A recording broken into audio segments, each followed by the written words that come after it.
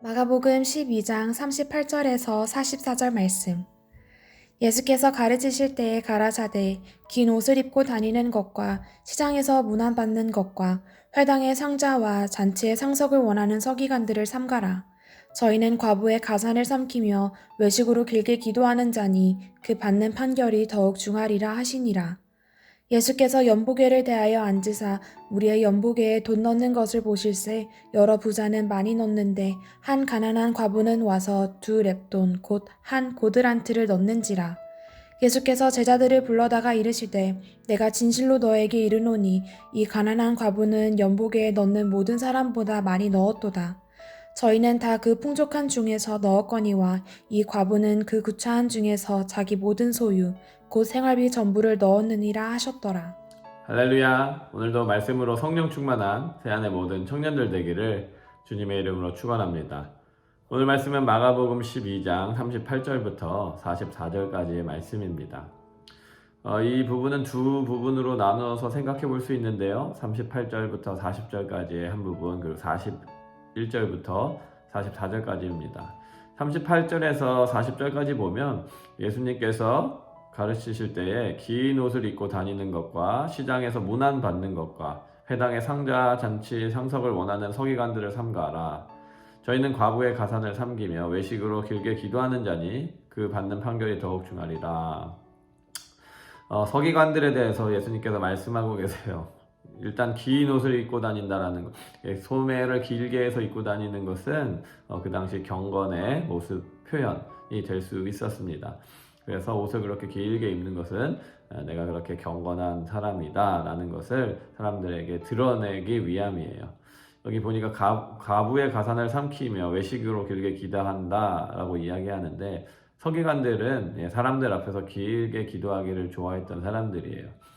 서기관이 어떤 포지션이냐면, 그러니까 변호사, 법률가 같은 느낌이에요. 근데 말씀에 대해서 말씀을 해석하고 그것에 대해서 변호해주는 그런 역할을 맡았습니다. 그러니까 고아와 과부, 그 당시에는 인권이 거의 없고 또 과부가 되거나 하면 재산을 빼앗기는 등 여러 힘듦과 어려움 가운데 빠지게 되었는데, 서기관들이 그런 것들을 말씀을 토대로 해서 병호해주고 그들의 재산을 지켜주는 이러한 일들을 한 거예요.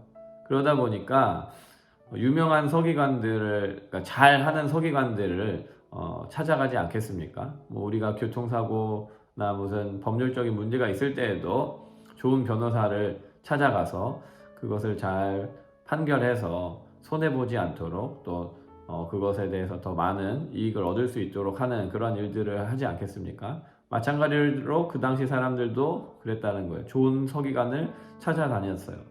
그러다 보니까 서기관 입장에서는 어떻게 해야 좋은 서기관이겠습니까? 말씀에 대해서 분별하고 말씀에 대해서 이야기해 주는 거니까 오래 기도하는 거. 그럼 저 서기관은 3시간 기도하네. 또 옆에 서기관은 7시간 기도하네. 그러면은 저 기도 더 많이 하고 하는 사람이 당연히 하나님 말씀 더 잘 알겠고 잘하겠구나, 이런 소문이 나게 되는 거죠. 그러니까 시장이나 이런 회당 앞에서 정말 그들이 좋은 자리에서 또 길게 기도하면서 자기 자신을 드러내는 거예요. 그래서 많은 사람들의 그런 것들을 그 주문을 받아서 그런 문제들을 해결해주고, 그러면서 과부의 가산을 삼킨다라고 이야기하고 있죠. 그러니까 이분들은 그런 말씀을 진짜로 연구하고 주님의 뜻을 알기보다는 자기의 이익과 성공을 위해서 주님을 이용하는 그런 신앙생활을 했다라는 거예요. 그것을 외식이라고 주님이 경계하면서 책망하고 있는 것입니다. 두 번째로는 이제 과부의 헌금에 대해서 나오고 있는데요. 한 과부는, 그러니까 부자들은 헌금을 많이 넣는데 한 과부는 2렙돈, 곧 한 고드란트, 아주 적은 돈이죠,를 넣었다라는 거예요. 그런데 예수님께서는 이 과부가 모든 사람보다 많이 넣었다. 저희는 다 풍족한 중에 넣었거니와 이 과부는 구차한 중에 자기 모든 소유 곧 생활비 전부를 넣었느니라. 헌금에 대해서 이야기하고 있습니다.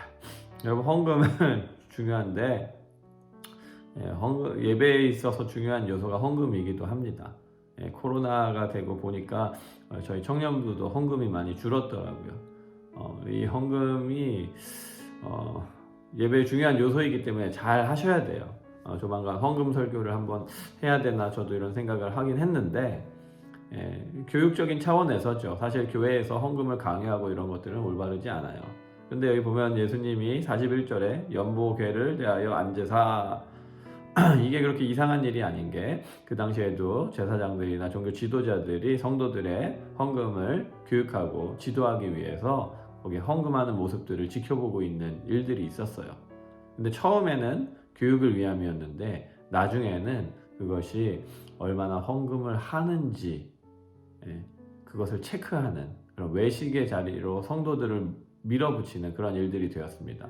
왜냐하면 헌금함이 여러 개 있는데 그 헌금함이 다 철로 되어 있는 거예요. 그래서 그 당시에는 주화, 동전을 사용하지 않습니까? 그러니까 동전을 넣으면 소리가 나는 거예요. 딸그락 많이 넣으면 후두두두둑 소리가 나겠죠?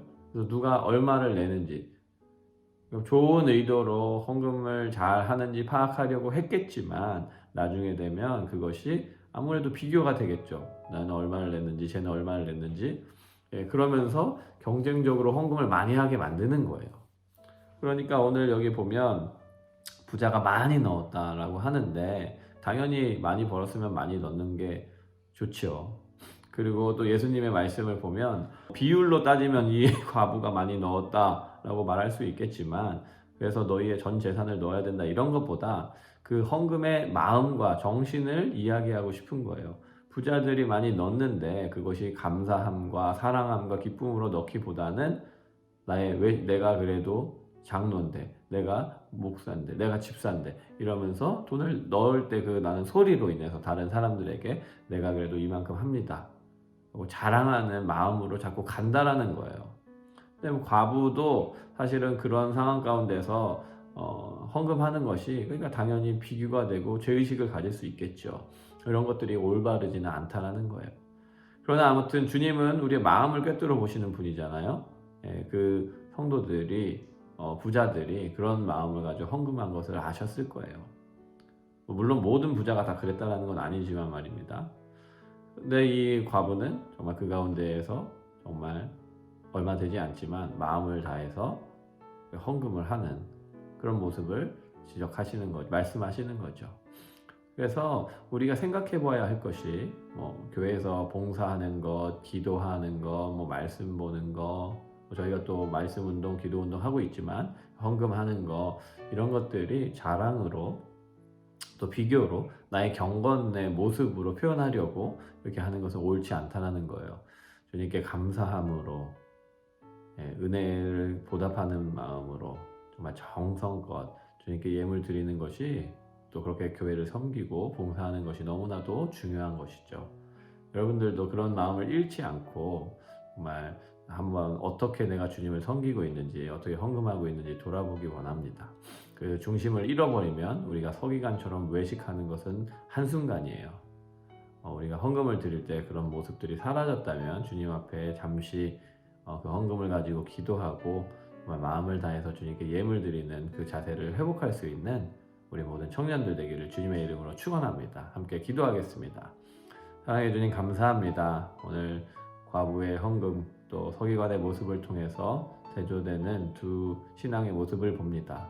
우리가 나를 위해서 예수를 섬기는 신앙생활 하는 척 하는지 아니 정말 주님을 사랑하고 주님을 사모하는 마음으로 신앙생활 하는지 돌아보게 하시고 우리의 놓쳤던 초심들이 있다면 다시금 회복하고 주님을 바라보며 주님께 감사함으로 예물 드리는 또 예배하는 그런 믿음의 사람들 될 수 있도록 은혜를 더하여 주시옵소서.